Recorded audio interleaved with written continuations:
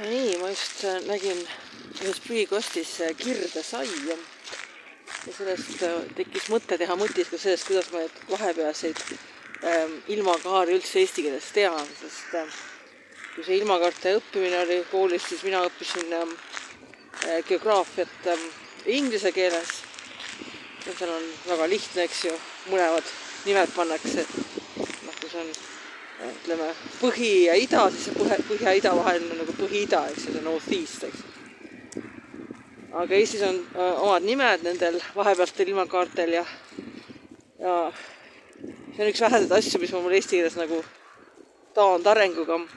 Aga õnneks on meetod olnud sellest vabaneda, et kuidas ma neid ilmakaardid üldse tean ja tean, mis nad on täpselt. Ja selle järgi, et probleem on Eestis Kirde-Eestis, kus on siis Ida-Virumaa, eks ju.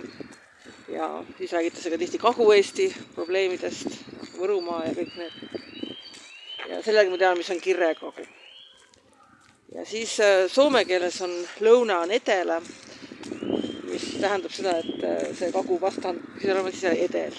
No see on peaaegu sama, mis lõuna, päris ei ole. Valed sõbrad natukene. Ja siis loode Eesti on see, mis üle jääb. Niimoodi ma tean ilmakaari eesti keeles. Piinlik, aga see on huvitav ka selles mõttes, et kui mingit asja õppida teises keeles, siis mingi oma keel võib jääda mingis punktis nagu tahaplaanile.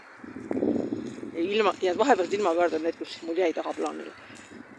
Aga nagu öeldakse, kus häda kõige suurem, seal abi kohe on ka olemas, nii et mingid meetodid tuleb üks välja mõelda, et ära õppida.